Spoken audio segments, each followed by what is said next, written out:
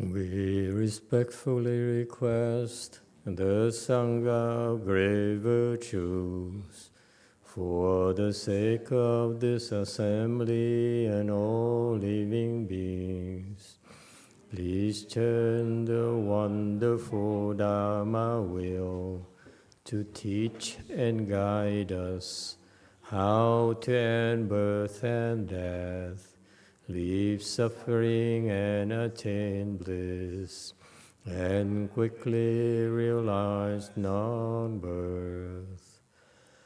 Cung thính đại đức tặng thịnh, vì thứ pháp hội cấp nhất thiết chúng sanh, tịnh chuyên diệu pháp luân giáo đạo ngã môn, như há liêu sanh thoát tư ly khổ đắc lạc, tập chứng vô sanh. Homage to the Blessed, Noble, and Perfectly Enlightened One. Nam mô Sa Đan Tô Sư Chế Đô Ye Ở La Hờ Đi San Miao San Pu Tô Xie.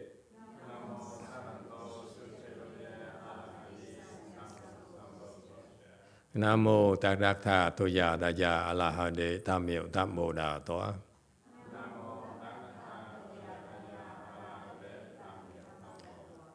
The unsurpassed, subtle, wonderful, the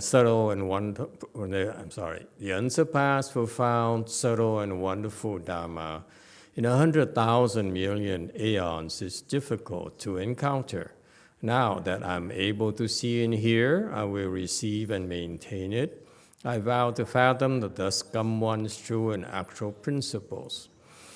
Wu shang sheng sheng wei miao fa bai qian wan jie nan zao yu, wo jin jian wen de shou chi, yuan jie ru lai zheng shi yi.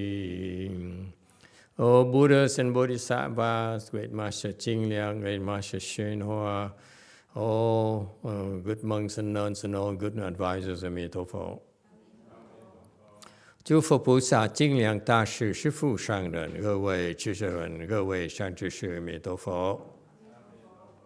Xin Phật Bồ Tát kính thưa Thanh Lương Đại sư Hòa thượng Kiên Hóa, quý thầy cô và quý tịnh sư Thích Ca Như Lai Phật.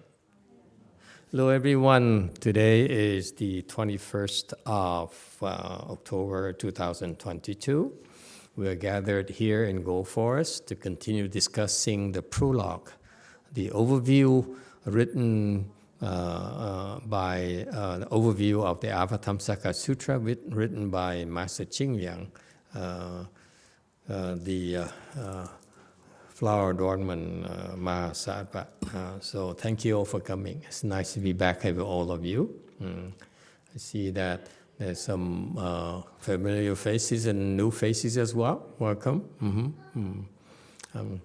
All right, so we are talking about, he's talking about here in the Avatamsaka Sutra, the various, all the Dharma doors of Mahayana are taught. And so now he's listing out what are the Dharmas that are taught in the Sutra store of this particular Sutra.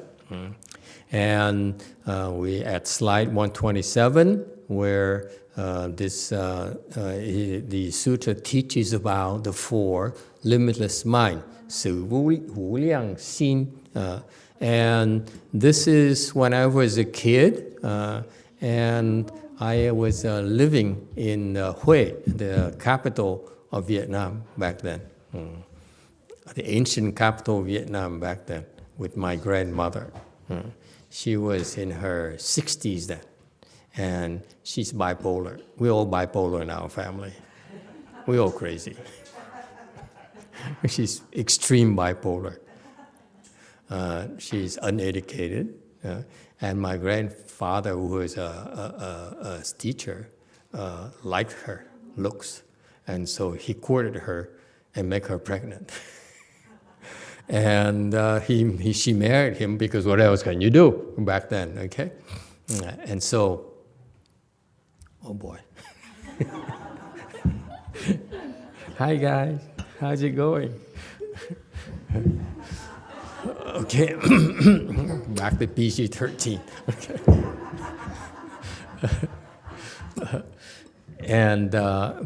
So he married her, and my grandma having a huge temper, so she was an impossible woman to live with.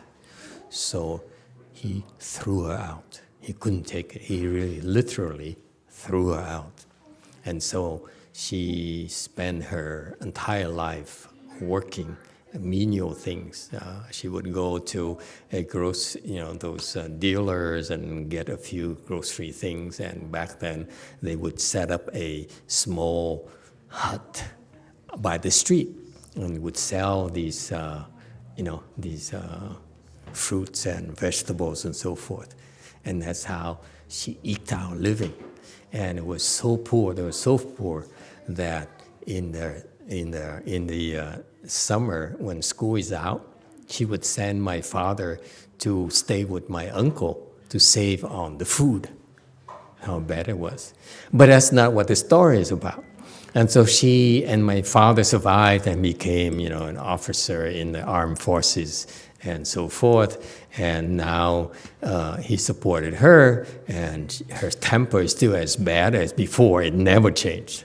Something with bipolar people, okay, and she used to brutalize the servants. Okay, she would. They changed so frequently because no one could live with her. They would yank the hair, the ponytail of her when she's upset. I told you not to do this. What is the matter with you? Really, really violent. I think that's where I learned how to be violent. Some of the things that will never, can never be erased in your mind. And so when she would bring me to the temple and bow to the Buddha. That's what the Vietnamese do, to bring the kids to the temples and bow to the Buddhas and go home. Okay, and that's the extent of cultivation in Vietnam for all of us. And so we asked her. So you're Buddhist for all your life, so how do you cultivate? And she said, I practice từ bi hỷ xả. And that's why I first learned about this tremendous Mahayana Dharma door. Practiced by an illiterate woman who has a huge temper.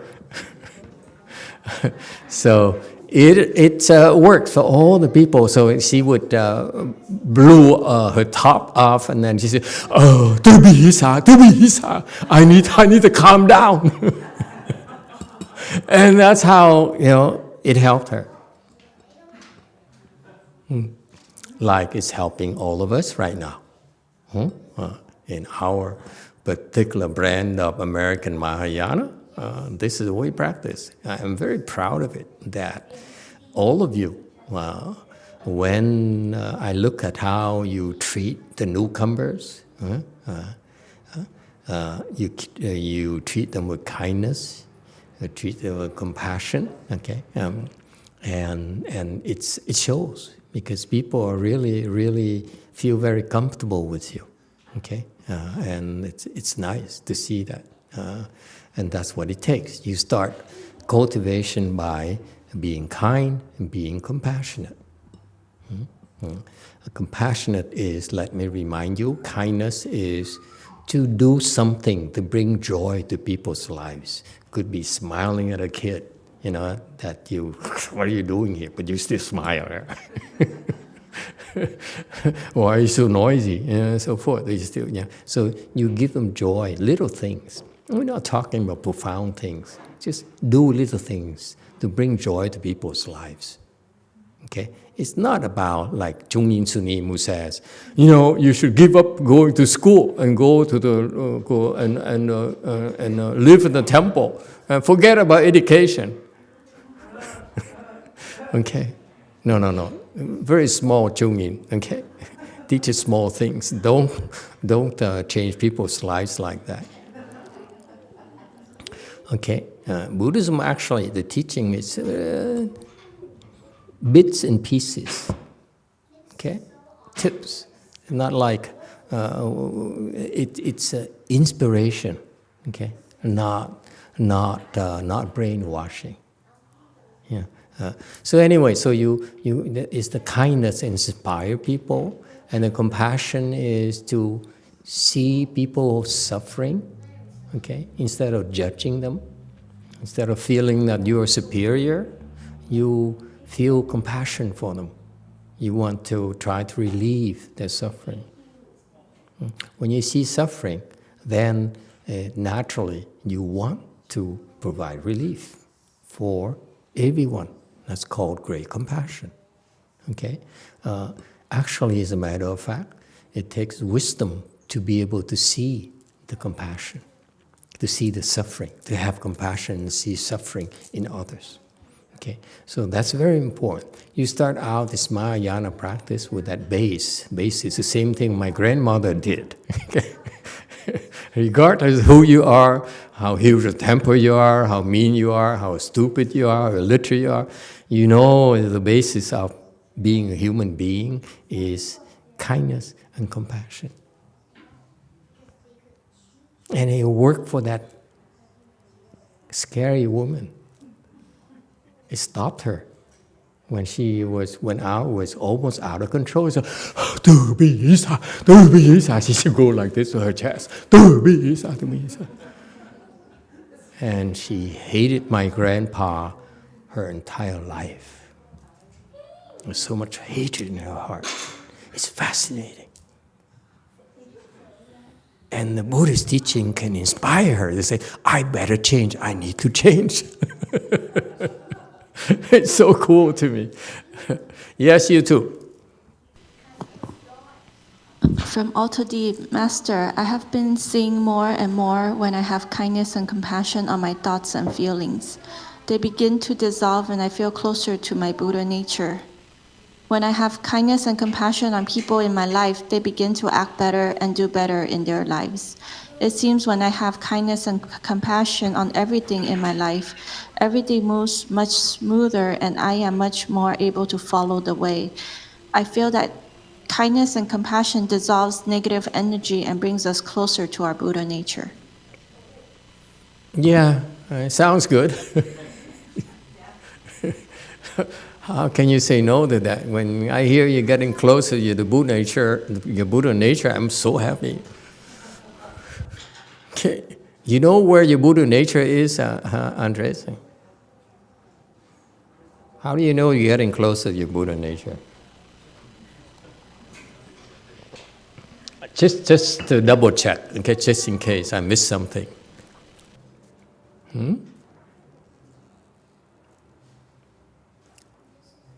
Anyone, how do you know you get closer to your Buddha nature? Theoretically, he's right. When you are kind, when you bring forth thoughts of compassion and kindness in your heart, okay, you are returning, getting closer. You're going home to your Buddha nature. That's where we all came from. So how do you know? How do you know you're getting closer to home?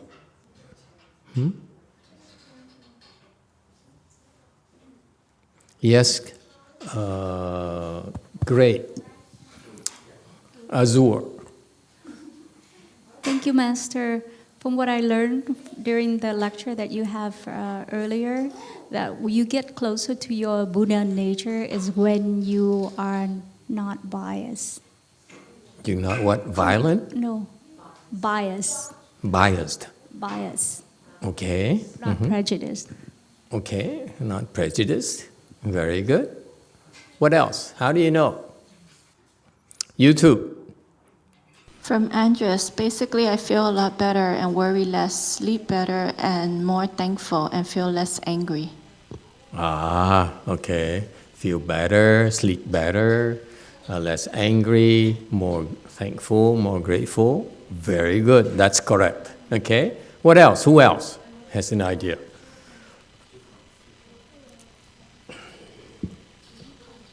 Jewel Conk. I think it's lunchtime there. They just finished lunch for them. It's almost bedtime for us, but it's lunchtime for them. They look happy. Look at that. They just had lunch at Conk. 유튜브에 올라온 영신님 대답입니다. 자신의 에고를 내려놓고 자신을 없애는 것이라 들었습니다.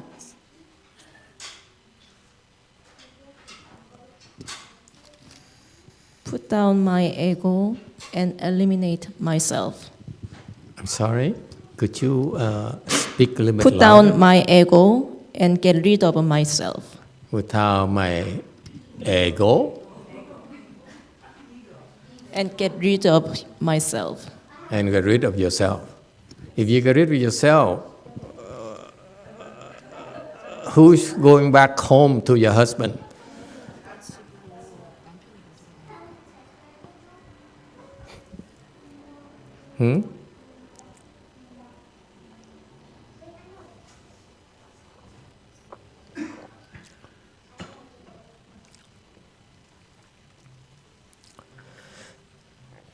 It's all correct.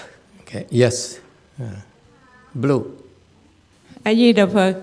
Dạ, theo sự hiểu biết của con và sự cố gắng thực hành của con thì con thấy nếu mà tu tập đúng theo chánh pháp và theo sự chỉ dạy của thầy thì từ từ sẽ giảm bớt phiền não và mình cư xử hành động thường vô niệm, không có cái ngã nó chen vào, nó sai khiến mình.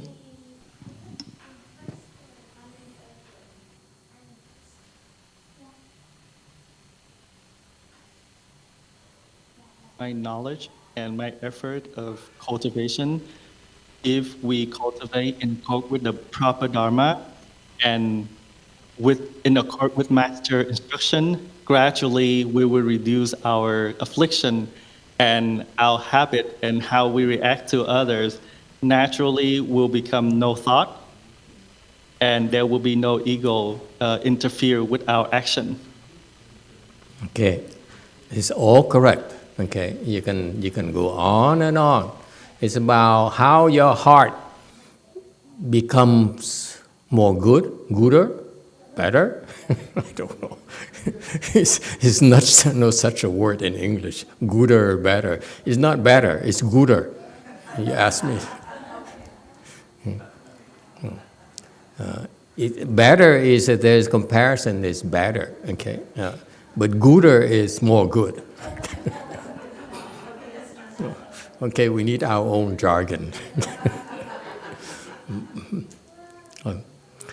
So here's to me what's important to me, and that's why I observe in all of you various degrees, various levels of knowledge and achievements. The more you practice, the more you open your wisdom at all levels. Okay, you're so-called happier with yourself.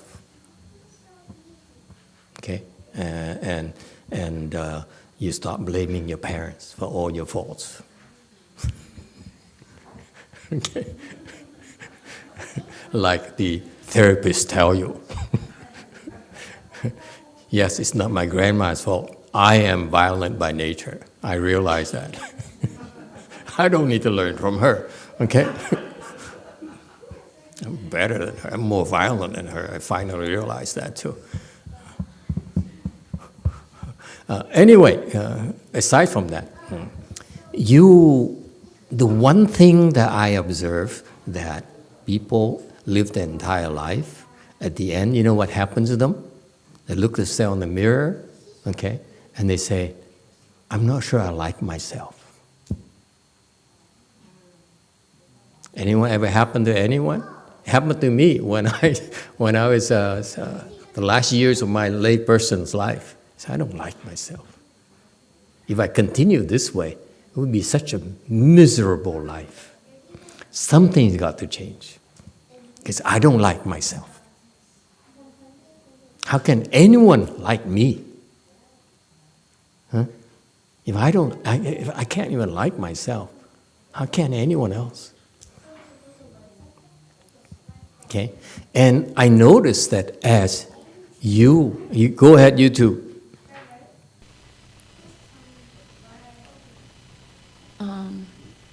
People have comments, but Yes, Master, go ahead. Okay, Relaxation said getting to know oneself, and then Sophia Gu said when you scheme less than before. You what than before? When you scheme less than before. Mm-hmm. And Amen. then Derek Chen said, you know when it feels familiar. Feels what? Familiar. Familiar. Okay. Right. Familiar face, familiar trees, familiar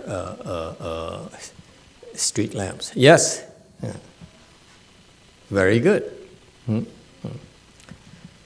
And I found that, this is a theme that's recurring in all of you at various levels, low level to high level.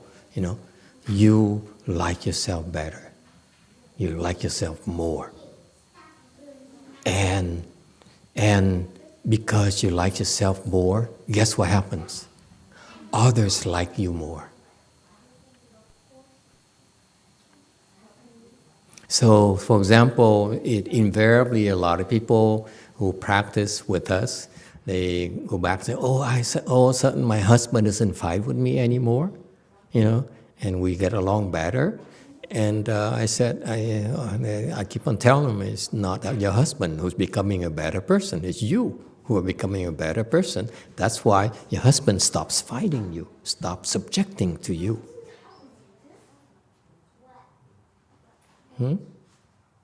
So that's what we call Buddhist love. I know it's Friday night, so you need to have something more evangelical. How do you say that?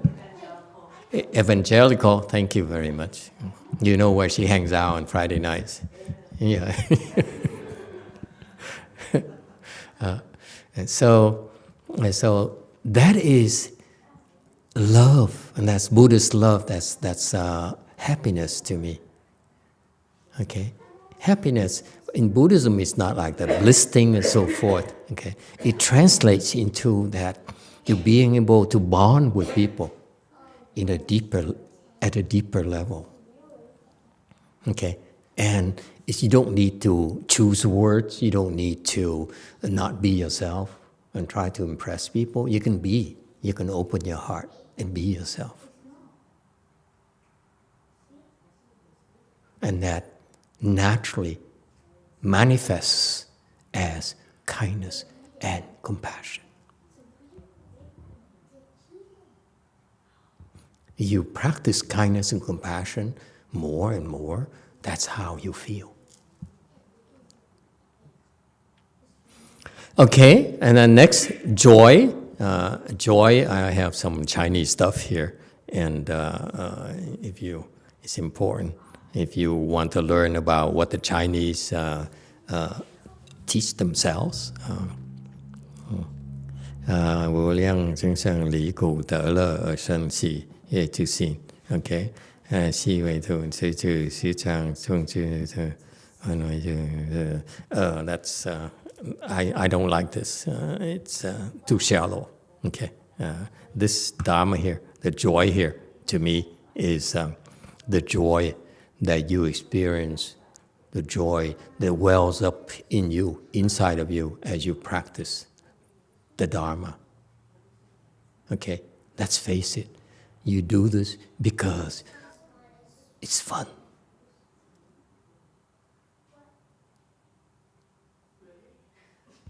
If it's not fun, we would have run away already. Yes, Black. No, I just did a really back there and they were laughing. Sorry?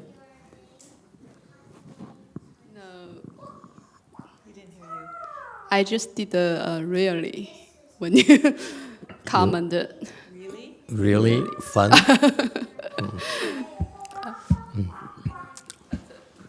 For normal people.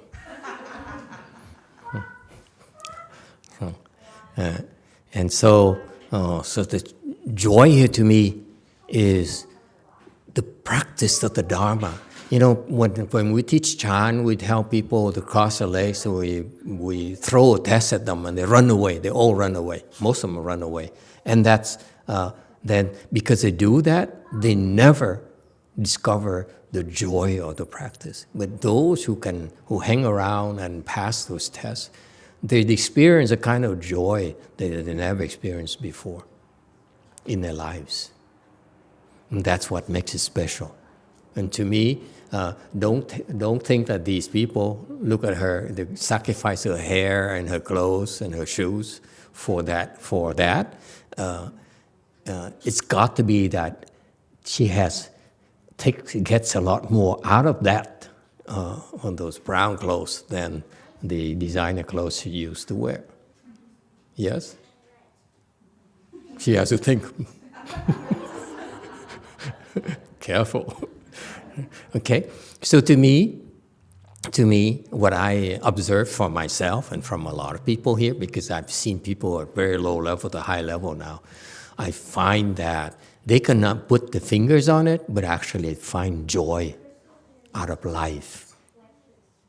You know, that going to the temple is fun, then going home is not as much fun. I take it back. Going home is becoming more and more fun.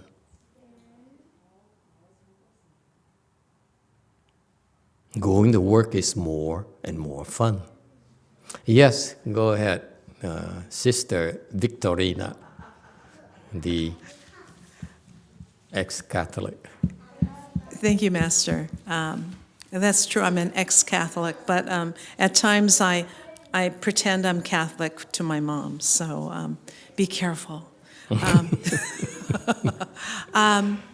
I think the joy is actually for us, where it's still new, we don't even realize it's joy. It's the absence of some suffering. You know, it's the flip. So we're not suffering as much. We don't realize that's joy. Right. Not yet. Not yet, but Not it's yet. just, gosh, it doesn't hurt too bad anymore. Or Right. I'm not as frustrated at my husband as I used to be. Or Right. Mm-hmm. I'm always Absolutely. Yeah. But that's joy. You start first with that, and actually it becomes joy. Yeah. It becomes fun. Really. I'm waiting for that part. I'm getting there. I Yeah. know I'm going to get there. Thank you, Master. Yeah. Tell her, really. Yeah, really. Yeah, really, I'm going to get there. No, seriously, what people don't realize that we make you do all these things, you put you through the grind here, because you discover the kind of joy you never had before. And becomes more joyful, and guess what? It's not just for you, it's the people around you as well. It's kind of cool. It rubs off. Okay? With your colleagues, with your family and relatives and so forth. Okay? Mm-hmm. The renunciation, and again, the Chinese is just very, very detailed and all those things. I'm lazy. I have a hard time. I have very bad memory. I'm more lazy. And to memorize all this is too much, okay? And you're most welcome to do this, especially those of you who can read Chinese. It's very detailed. It's pretty good, okay? Renunciation to me is a very simple thing, okay? That is to be able to let go of what you cannot let go.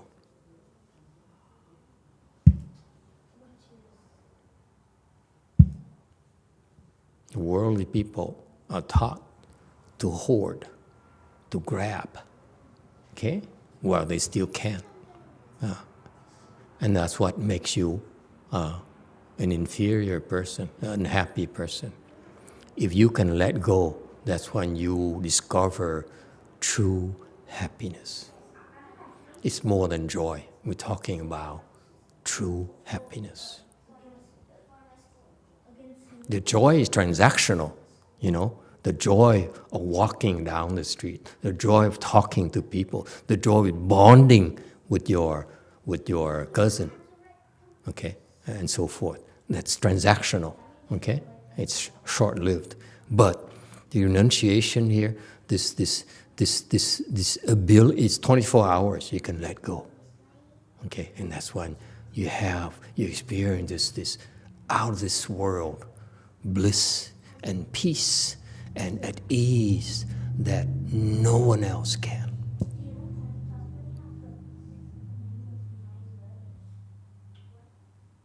So for example, I went to Korea recently, and I talked to some pretty advanced Korean monks, pretty impressive, and I explain more on Sunday when I give you my report. And this particular monk is the highest level I've seen, okay, in Korea so far, okay, which is remarkable, and he's so detached. He says, I don't care. Nothing matters to me. Okay? But that's how he got there. So I asked him, this is what monks do to each other. Okay? We see each other and they say, oh, that's a pretty good monk. So he said, can I ask you a question?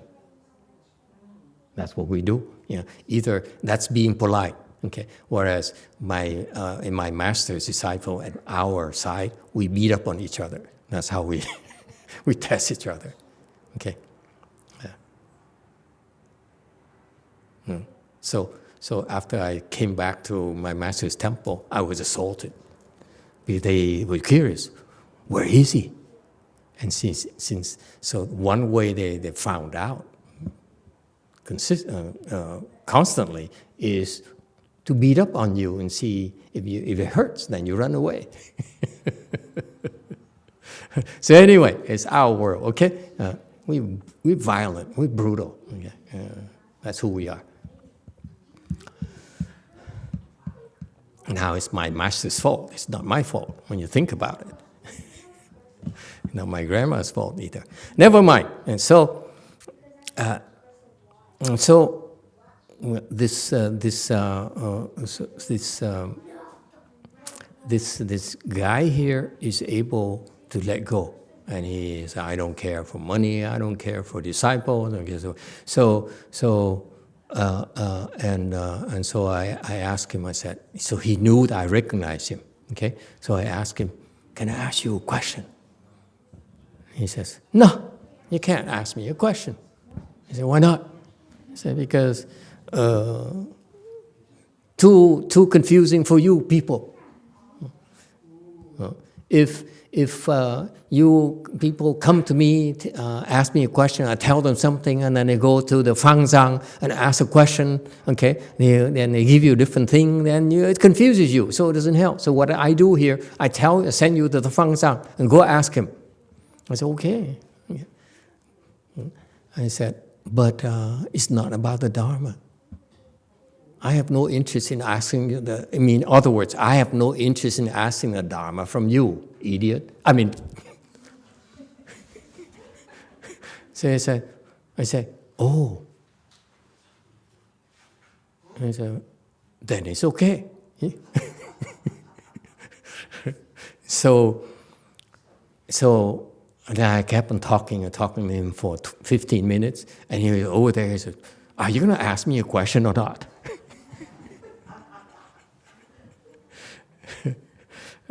So I asked him. I said, okay, you allow me to ask a question now? You sure now? I said, yeah, ask me a question. Go ahead. I said, what's your favorite place to practice in Korea?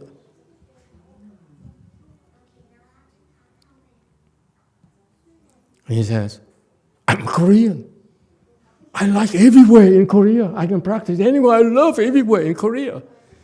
And I said, and I chuckled. I hope that my disciple who were there would have chuckled too. So, oh, so he's still Korean.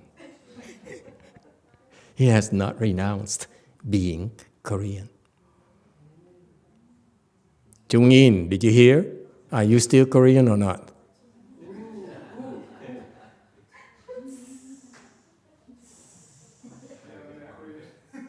Yeah, he's Korean. See that? Huh? Koreans in Korea, are you still Koreans? Then you're not at ease. See that? He's only at ease in Korea.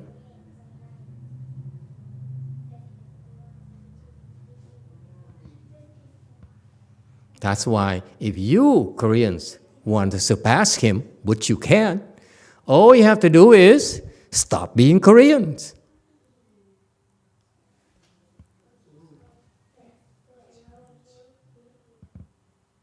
Stop being so sure of yourself.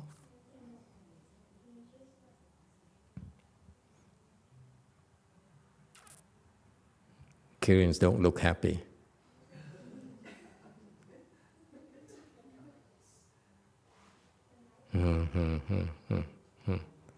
Okay, you have to swallow that. Okay, so those are the 4 limitless minds. You practice this, your heart grows bigger and bigger and bigger. And that's how you grow your heart, by renunciation. You have to drop it, empty it, so that you can stuff it up. If you keep on hanging on to it, you cannot add more. You cannot grow your heart anymore.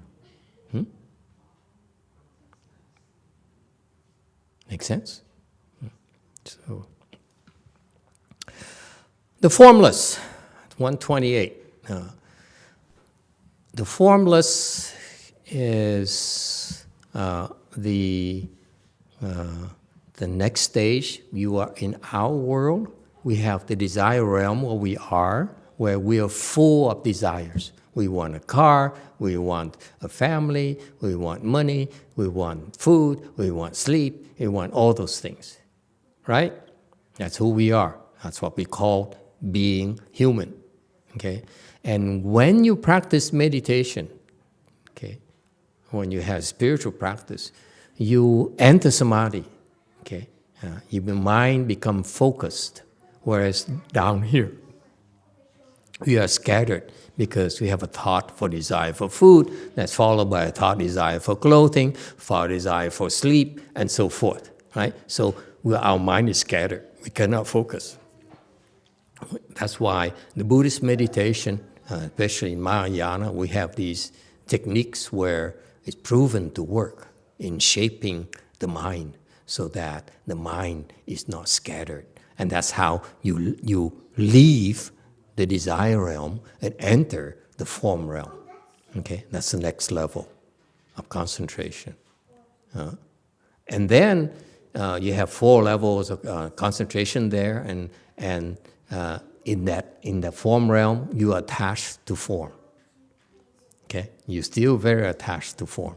And the next level is a formless realm. This is what it's talking about, where you experience emptiness. Okay? Their mind is empty. It's free of a lot of desires, a lot of attachments. That's why it's a concept of where this the formless realm is where the non-Buddhists can get, like the Hindus, the yogis, and so forth. They can let go a lot of stuff because the experience of emptiness in the mind, okay, makes it very blissful for them, and they're very attached to it. Okay, and in the formless realm, you relinquish the attachment to the body, to the shape. Okay, so formless realm is all no more attachment. Okay, remember the three realms.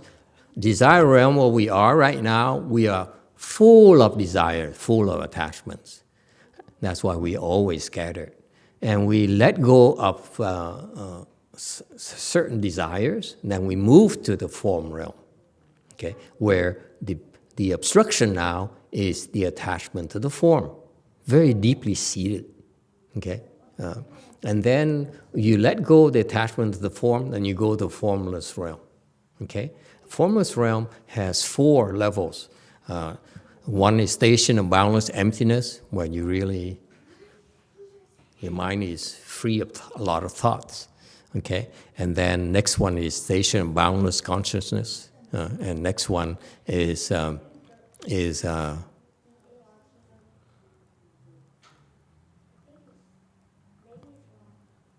do we get here? Do we lose any slides? Okay, I think somebody deleted some slides here. Okay, I need 3. Station of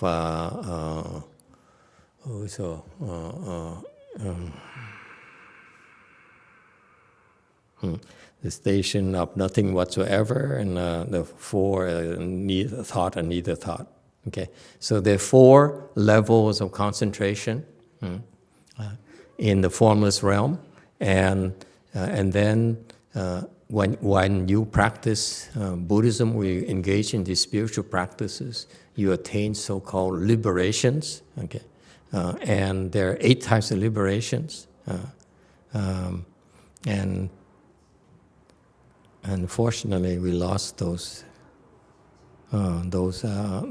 So we lost 2 slides. Slide 129 was gone, and 130 is gone. 130 would have liberation 1 and 2.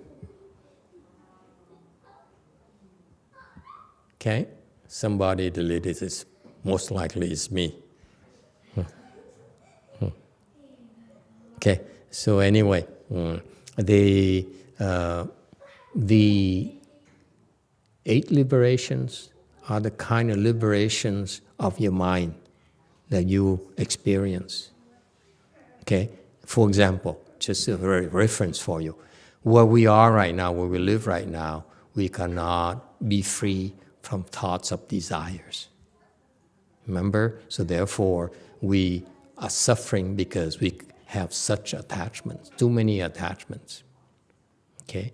In particular, as long as you have thoughts about scheming for yourself, that's how the depression can get to you. And it's easier said than done if you understand the process. They cannot attack you if you no longer think for yourself. Then you cannot be depressed.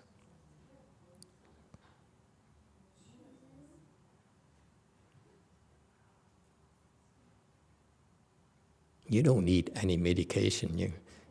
All you have to do is you have a thought arises that you scheme for yourself, you chop it off. That's it. But if you don't, those thoughts will grow and grow and grow and grow.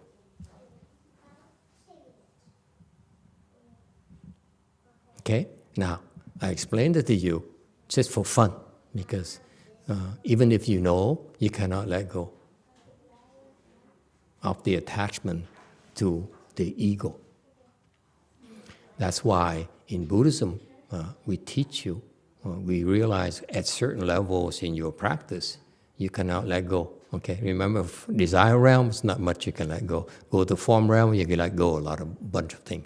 Formless realm, you gotta let go a lot more. And then even beyond that, which is a Buddhist realm now, the non-Buddhist would not know what to do with it. Okay, wouldn't know where to go. In Buddhism, we now go into beyond that, and we will address the ego. And once you are able to put an end to the ego, where the worldly people, have no clues what the ego is. Okay, in Buddhism, the ego has a clear classification, clear shape, clear description, and that's why we can destroy the ego. And once you let go of ego, that's when you're able to execute. Okay? So it's not words. You can talk all you want, but you cannot do it. Okay? So as you progress through, you have all these types of liberations. And so forth. And the liberation, I apologize for not having for losing the 2 slides. Okay, we correct them for future reference, but it's too detailed. The liberation is that you will be happier. You will not be as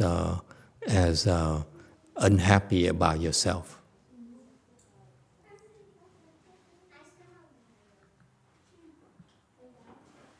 Okay, so for example, as you progress through your spiritual practice, you will experience the concept of emptiness, not intellectually, but actually subconsciously.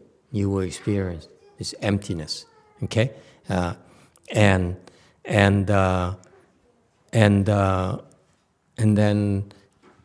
as you get higher and higher, you get to this 8 here, where you actually are able to enter samadhi, enter this state of concentration, and then put an end to all feelings. So for example, if you get to that, this is a state of a 3rd stage arhat. You get to that. When you go to see your dentist and she does a root canal for you, you don't need any anesthesia at all. You can go ahead and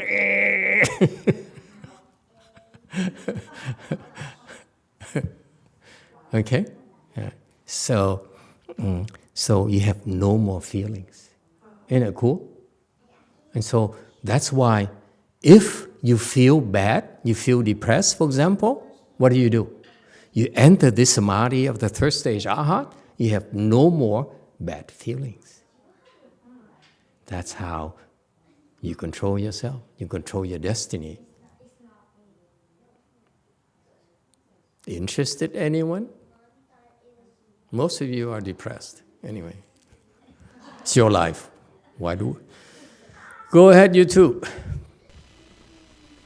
From Diego, Master, is fear of death from the desire realm or from the form realm? The fear of death is from your being alive.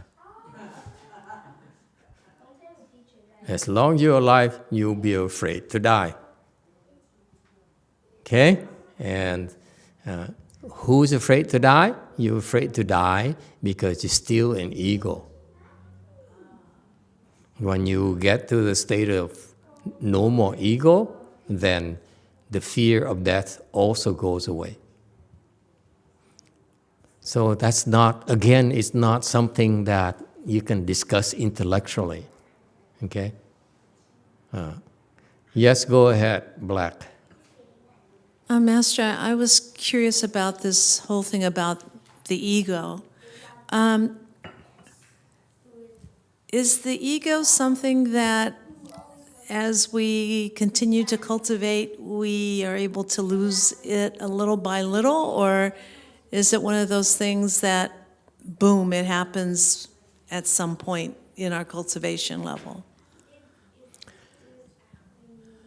The natural progression of the spiritual practice, Buddhist spiritual practice, is that as I keep on stressing to you that you only have one thing to do, only one thing in mind: make progress, improve. That's it. No buts and ifs. Just keep improving, improving, improving. As you improve, as your improvement in Buddhism is increasing the level of concentration, your level of samadhis. Okay? Okay, so for example, that lady in pink there, for example, she came to the temple, okay, and she helped out in San Francisco in the relics exhibit. So I saw her the first time out there in the sidewalk, and then I said, "Oh, hello," and then a few after the relics exhibit, 3 days later, you know, I look at her and said, "Wow." She was talking to Thiện Giác and said, "Wow, this lady here didn't even practice meditation, and she improved." See, life is not fair. What can I say? We all have to work hard. I have to work my butt off. Okay, with some people, they just so when you improve like that, that means your ego shrinks a little, shrinks a little, shrinks a little. That's all. And so that's why, in order to improve, okay, there's a way. You can systematically improve by learning how to shrink your ego. And you don't, okay? You are not supposed to know how to do it. Why is that? Because your ego is not supposed to know. If your ego knows, you will not be able to do it. So how do we do in Buddhism? What do we say? Do what you're told. I don't need you to understand. Just do it. Once you understand, it's the ego who understands. It's not going to work.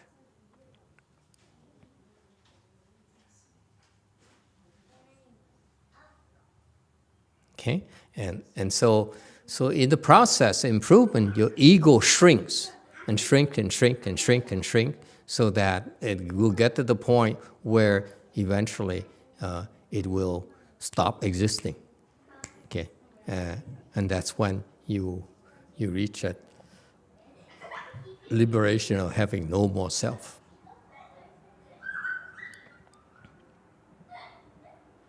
Okay, so only the Buddhists, and the Buddhas and the Bodhisattvas know how to do it because they've done it before. And whereas the non-Buddhists would not be able to do it, ever. Okay? Because there's a way. In order to get rid of the ego, for example, okay, you need to first get rid of the attachment to the body, to the form. And then next you need to get rid of the attachment to feeling, in that order, for example. It's very scientific for us. We have a recipe, okay, that worked over and over again for everyone, okay? So that's why when we, in our temples, we let the kids make noises and run around and bother everyone, and that's part of your letting go of your of all these things.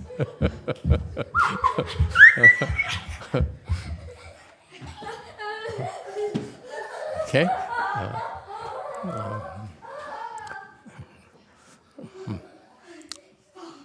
I do have a temper, you know. It's not a threat, it's just natural. Anyway, so it's fascinating because this ego thing here, the original question, how do I get rid of the ego? Very simple, do what you're told. You don't need to understand.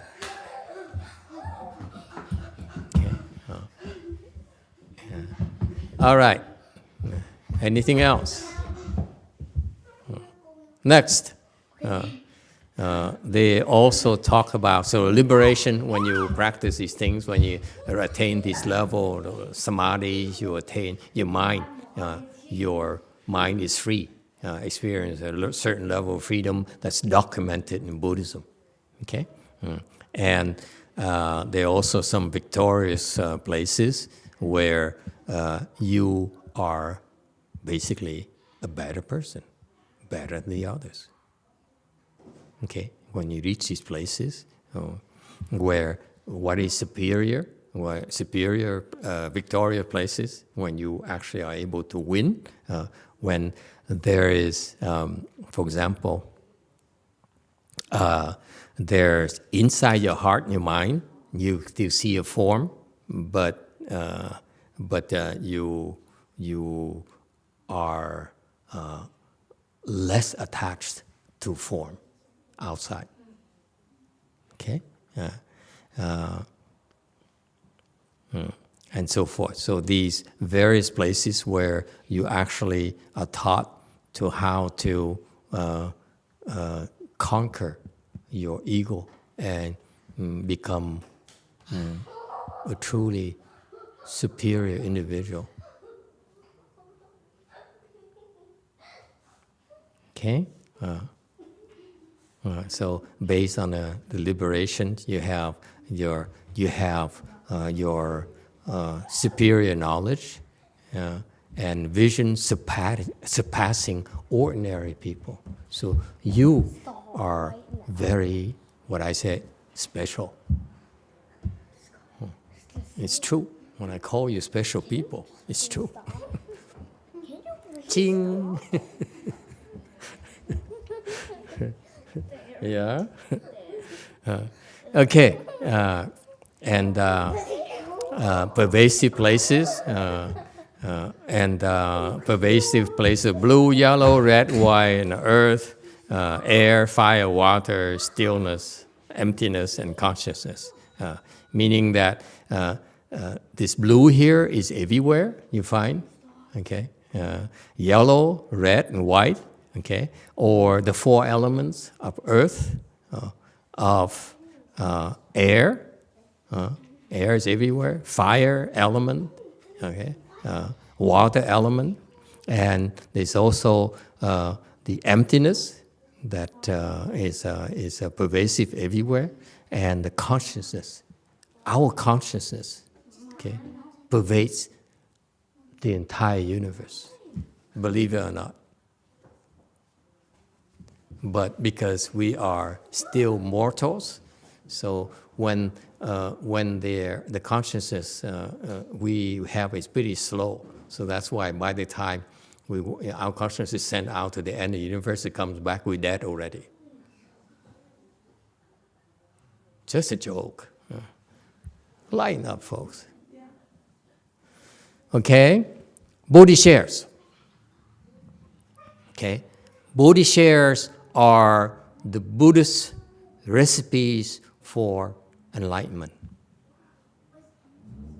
You see, the Buddhists, we share all these state secrets, these top secrets, things freely. We don't have to worry about, that you steal our trade secrets.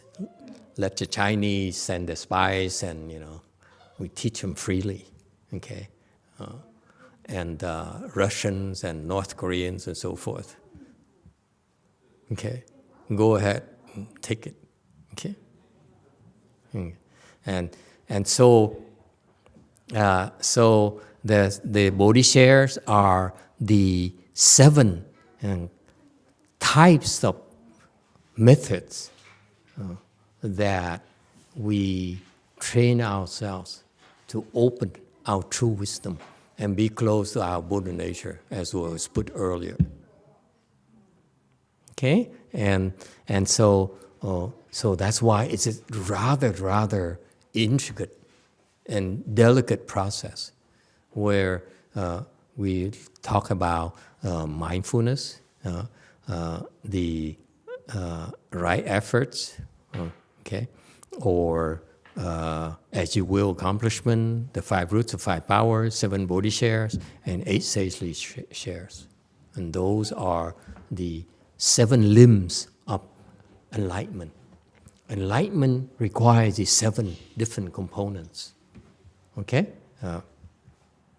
And you start, for example, in 143, the 5 roots. Roots is, as the name implies, root is the beginning of everything. Unless you have the roots, nothing's going to grow.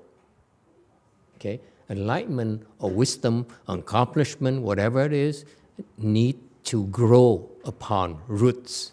Okay? Your success in life is based on having the proper roots for your success as well. Okay? So is the case for enlightenment. In order for you to open your ultimate enlightenment, which you are endowed with, you need to have the 5 roots. Okay? You need to nurture these roots. Okay. Again, Buddhist secret. Unless you have all these things here, you will not be able to get there. You won't get there. Okay? So the root of faith is number 1. First and foremost is the root of faith. You believe in the triple jewel, meaning that they're here to help you.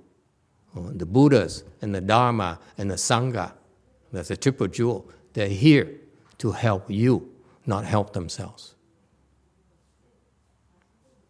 That's our purpose.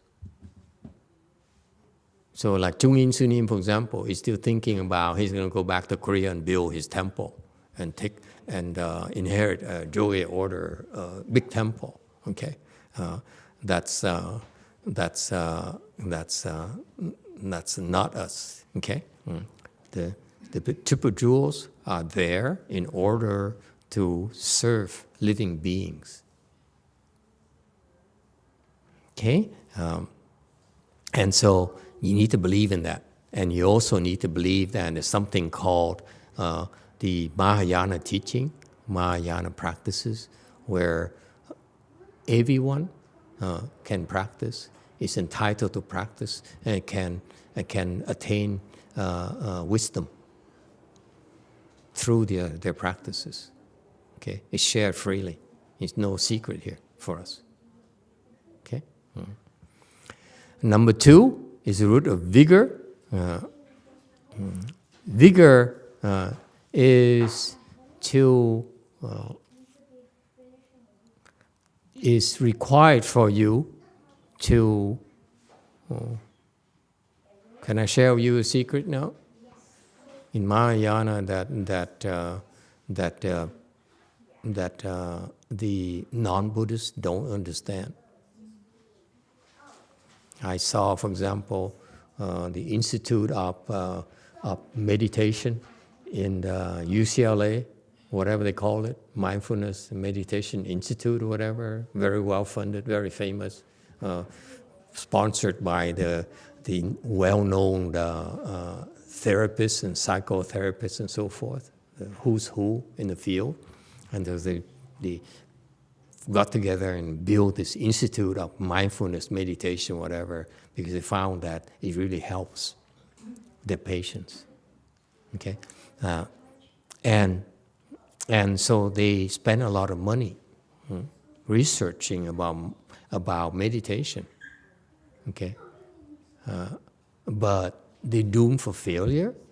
Why is that? Because they, being Caucasian and Western educated people, don't realize that vigor is necessary for you to enter samadhi. That's why next week we start our year-end cheese, where we practice very intensively and we avoid resting. That's called vigorous practice. That's how people enter samadhi. If I didn't explain it to you it's like, root of vigor. but you have to instill in yourself the belief that you need to be more and more vigorous and not be afraid to get tired. If you're afraid to get tired, you will not enter samadhi. This is why, for example, the Koreans love the chant Dharma that we have, because we know all these ingredients. Okay? They are very vigorous, more vigorous than us compared to us Westerners. They are a lot more vigorous because that's their lifestyle. They need to compete with each other to death. Okay? So they have to out-compete each other. So they have to be they make each other more and more vigorous. Okay? I came back here in the United States, everything's so relaxed, so easy going. So nice to be home. Over there, I have to be on my toes constantly. Because they what is Master doing? Is he resting again?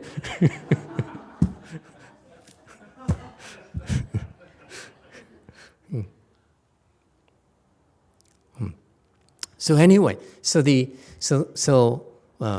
that's why we begin. You do our cheese and this environment. In this environment, you learn to let go and you learn to be more and more vigorous.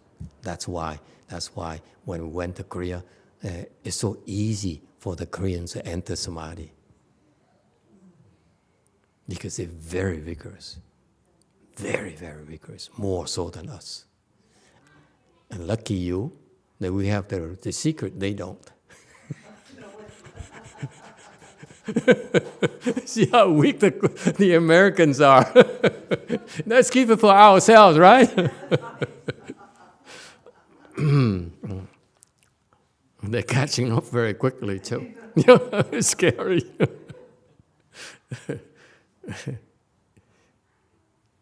Okay, Rushu, did you hear? You have to be vigorous. It's not about thinking, getting the quicker way.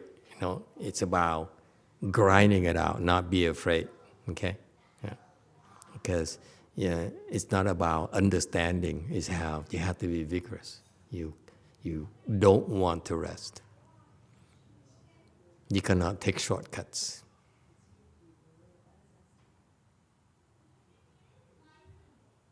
And that's the root of vigor. And you need that in order to become enlightened. Okay?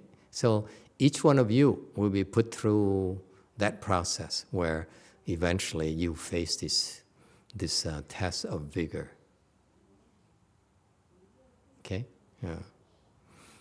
And the root of mindfulness, okay? So that's why I started by saying that this Institute of Mindfulness at the UCLA, I look at their curriculum and look at the people who are in charge of it, and I said, these people will never be able to develop their concentration because they don't teach vigor.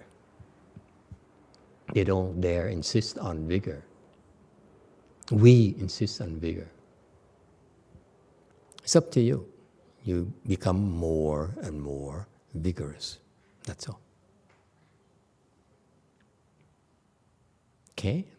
That's necessary for you. Okay? Number 3, root of mindfulness. Mindfulness here refers to a proper Dharma, a Buddhist Dharma.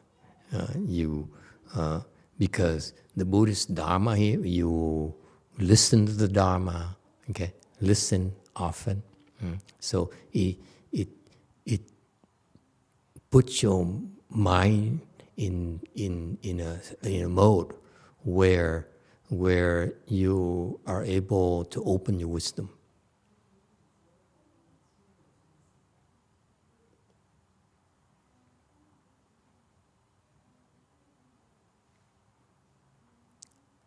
All right? And if you keep your mind, there's another secret here. Why you want to be mindful of the proper Dharma? The proper Dharma has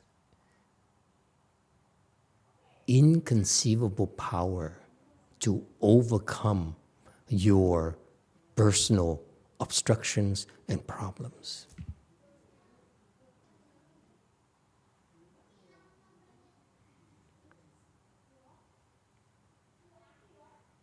It's magical.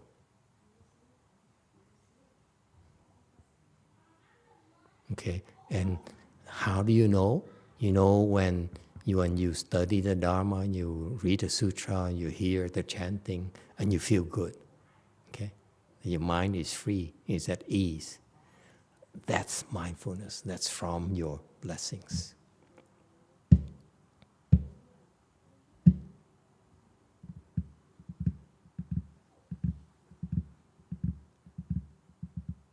Okay. Number 4, the root of samadhi. All these, the other 3. Okay. The faith is starting point. Once you have faith, you have to vigorously execute the instructions that's given to you. Again, depending on each one of you have your own style of vigor.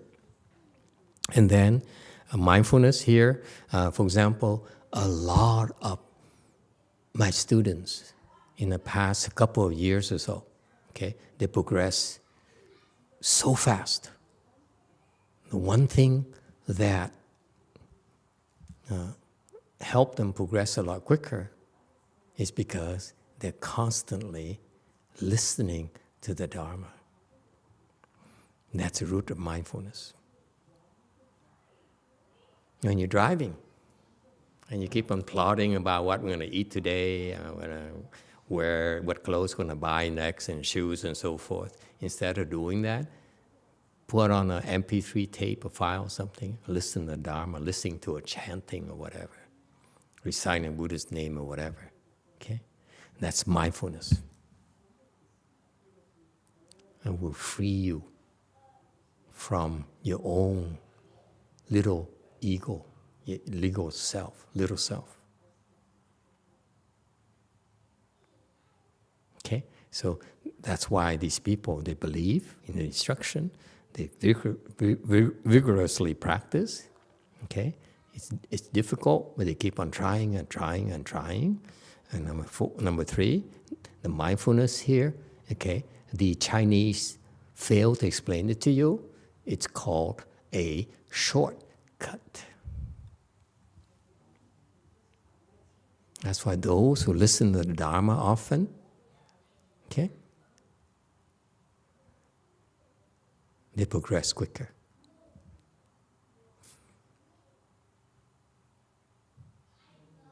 See, him, for example, came to me 15 years ago to learn meditation. And I haven't taught him that yet. He like, I'm going to meditate today. I have half an hour. Let's drive to the temple and meditate. That's only number 2. The secret is also number 3. Mindfulness here is not what the people teach you out there. Mindfulness of the rose, mindfulness of the sunset, mindfulness of the food. And that's what those people teach at that Institute of Mindfulness in UCLA. You know, it's ridiculous. It's not mindfulness at all. Mindfulness here, it's not mindfulness that you need to be mindful what you eat in 25 times. It's ridiculous. It's not mindfulness. Mindfulness here is practiced by listening to the Mahayana Dharma. Don't tell them.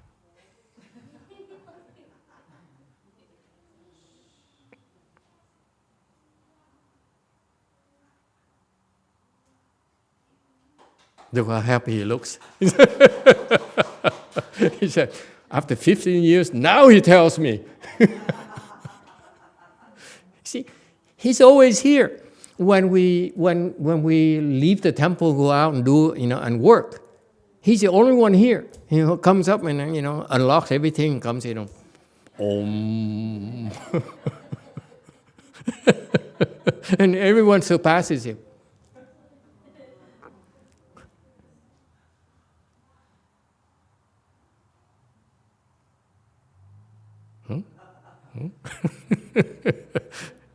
You grateful now? Huh? If I didn't tell you, you'll be meditating the rest of your lives, and how come I'm still here? It's listening to the Dharma.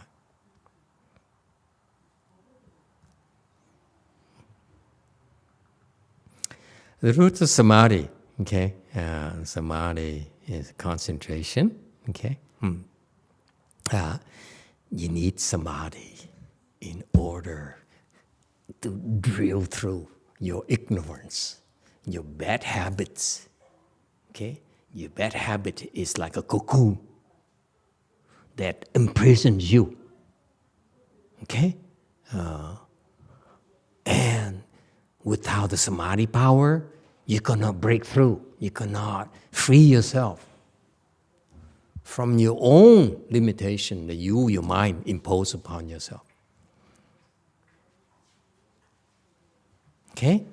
That's why samadhi drills through. So it's like a drill. You drill through the cocoon, or like called ego of yours, knowledge of yours, and drill through. That's why you begin to see the light going through, and you peeking through. Oh, how interesting!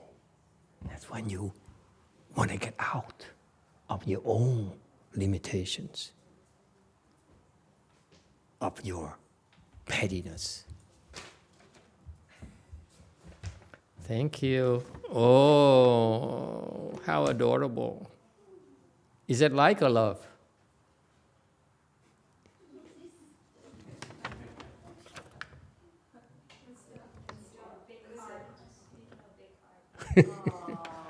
Oh. Makes my day.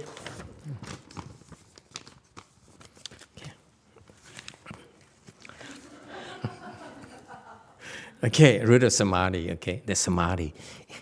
You have to drill through so that you can see, because seeing is believing, okay?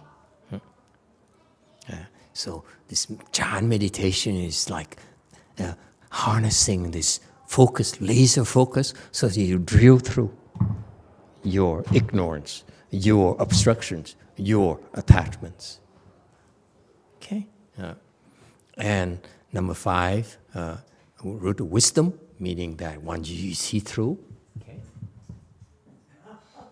that's when you see the truth, what's really happening around you. And you'll be surprised to find out it's not the way you think. Let me tell you right now, if you see through it, okay, it's not what you think.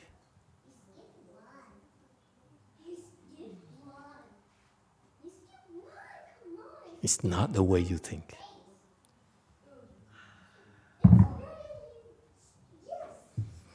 Any questions?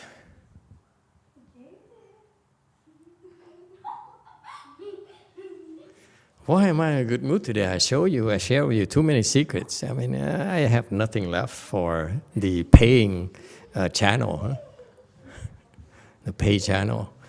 Okay, so if you have the roots, the 5 roots, then when these roots are perfected, then they become, they grow larger, and then now you have power.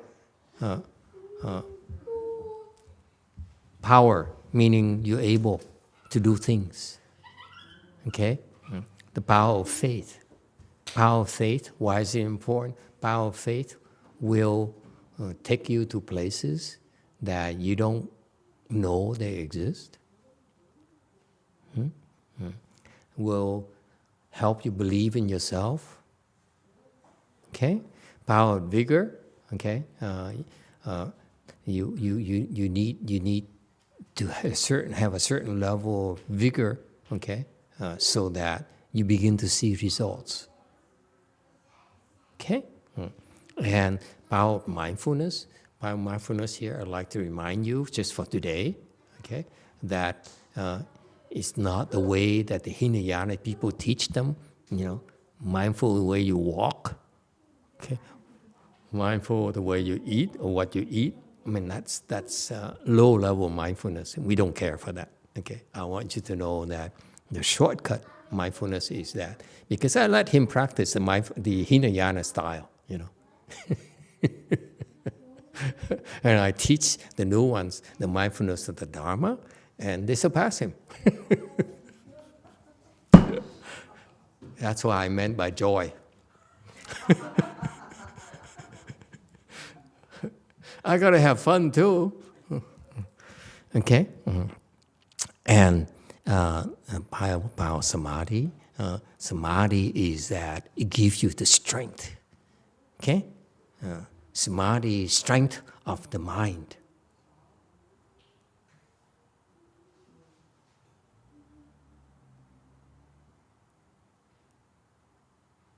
Why does it matter? Suppose you feel depressed. Anyone? Okay. You feel depressed, you don't feel good about yourself. You have samadhi power. Some of you will have samadhi power. All you have to do is get out. And gone. Ah, somebody's interested. Is that easy? Seriously?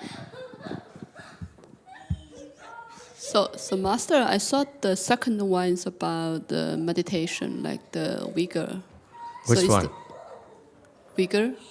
Vigor? Yeah. Is the fourth one about the samadhi, power of samadhi, or the root of samadhi? No, the vigor, the concept of vigor is that try harder.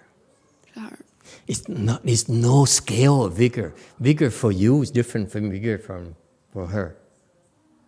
Okay? For her, she can sit for hours. There's nothing vigorous about it. Okay? Nothing. It's just like normal for her. Okay? But for you, vigor is like maybe half an hour. Oh. Or even less. Okay? So each person is different. Vigor here means that it's hard and you keep trying. You're undaunted. That's what vigor is. So I was going to ask about the force. So how do you develop the force? Is it meditation?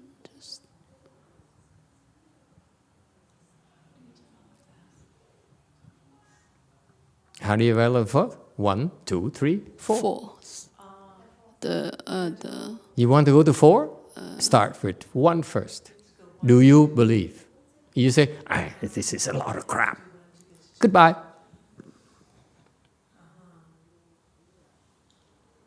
And once you have faith, then you'll be tested. Okay? To see how much faith you have. And once you pass the test of faith, then part of the thing is that you need to apply yourself more than you're willing to. All these secrets, the Chinese don't teach the people, or the Vietnamese, they don't teach the people. He went to my master's temple, so he said, well, you know everything the same thing as I do. And how come you're not doing it right? Because the teaching of the Dharma, okay, has many, many layers. The way the Chinese teach to their people or to the Vietnamese or the Asians is a very, very shallow level. It's like intellectuals. Whereas, and that's why it takes a long time. And that's why what he learned, he thought, okay, you can disagree with me. He thought that Master Hsuan Hua, whatever Master Hsuan Hua taught is the truth, okay? It's true, but for babies.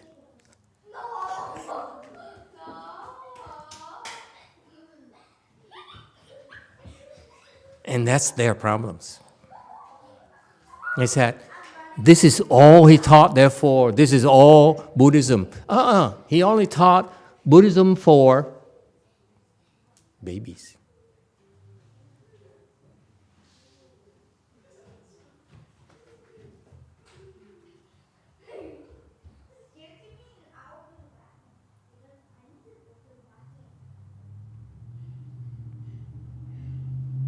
So that's a problem for him, for her, initially.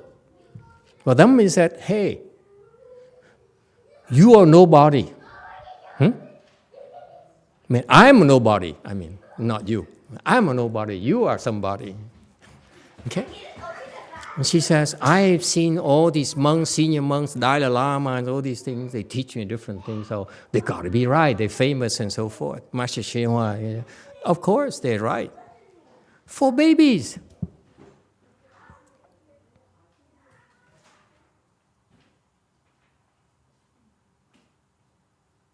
You need to start somewhere. Okay? Yeah. And so you put the faith, see? They put the faith into the Dharma, okay, for babies. And vigorously practice the Dharma for babies.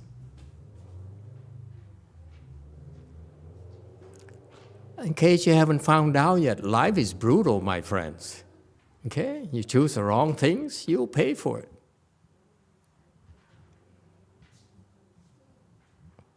Who am I to tell you you're wrong? 15 years later, you find out.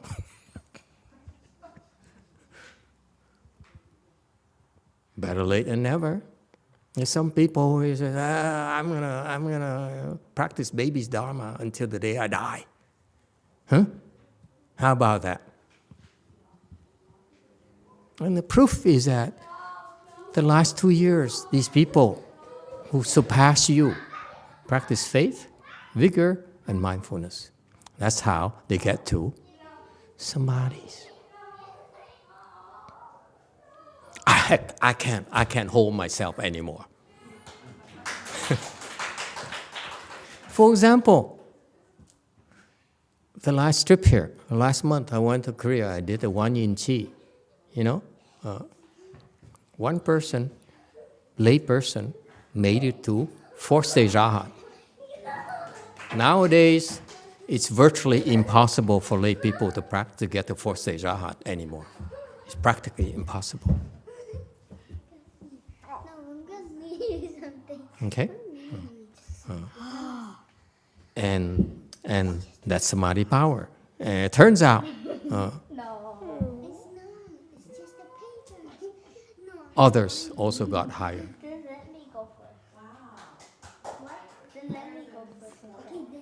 And that Wan Yin, this Wan Yin Chi is incredible. Let me tell you, next time we do Wan Yin Chi or Fo Chi, whatever, we have to make you pay. It's no longer free, okay? Remember that scene? Master Z. See how much the Koreans can afford. Okay, so that's why this samadhi is very clearly delineated. It's not for us. It's not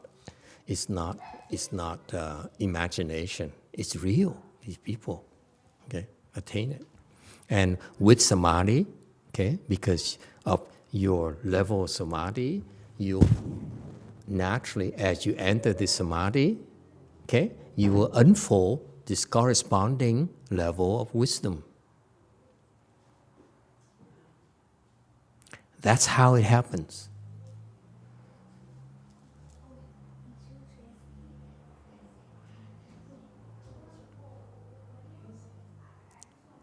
But there's a lot more, of course. It's just the general thing for you to understand. Unless you have a big picture, you understand these components, you will not be able to make it. And that's why, for example, I'll give you an example. The Hinayana people, they have faith, yes? They have faith. But they don't have faith in Mahayana. They don't have faith in the Bodhisattvas.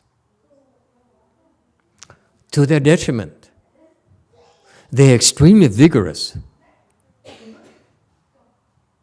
very rigorous, but they have a problem. Once you get to fourth stage Arhat, they said, I made it. I made it. So the monk that he's going to go see Sunday, okay, that's his problem. He says, I made it.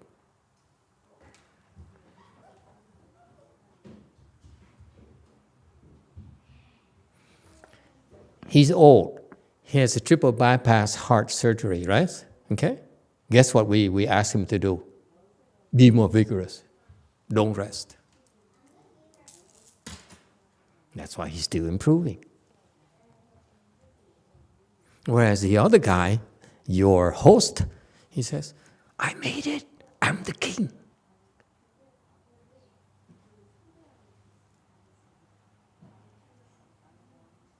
Same thing with the Chinese side. He said, I'm the king. I'm the best there is. Okay? No one says, you dare rest, I will beat you. How dare you? Okay? Mindfulness. Hinayana people, they're mindful of Hinayana Dharma. That's why it's a small thing. Yeah, like drill the hole right there, that's all you see. You know what I mean? Yeah. When they get there to the promised land. No, I'm going to tell you. Never mind. Okay. I can't tell you too much. Yeah. Yeah, I know the secret. I need to save it for the future. It's fascinating. It's so much fun. Okay, so that's how they get into the samadhi here. And their problem is that they don't realize their samadhi that they attain through their methods is so insignificant. Can't do anything.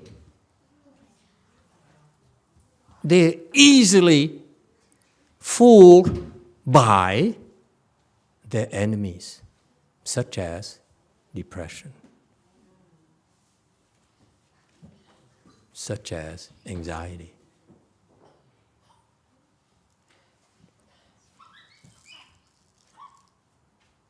But you can't tell them, they don't believe you. And because of their level of samadhi is too low, fourth stage Arhat is very low. For us, it's a dime a dozen. Yeah. Very cheap.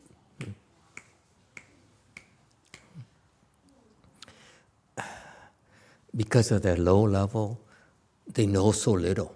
They can't really, what does it mean, wisdom? Wisdom to us is the ability to solve problems. That's the bottom line. Wisdom is no good unless it's useful. People come to you, okay, and ask you,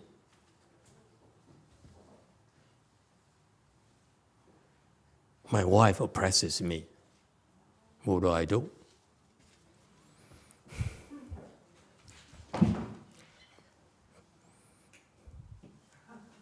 I mean, oh, that's too mundane.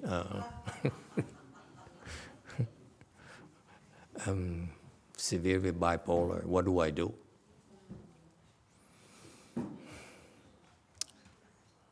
If you have wisdom, you say, be like Master YongHua. Just kidding. Okay? And that's the problem. Problem is that the difference between us and the Hinayana people is that everything we have is magnified by a factor. Okay? Huge factor.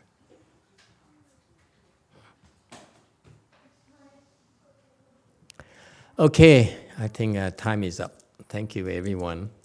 We continue next time.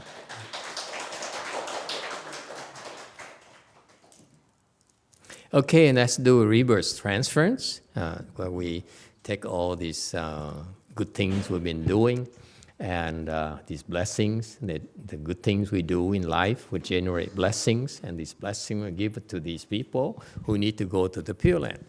All right? It takes about 8 minutes.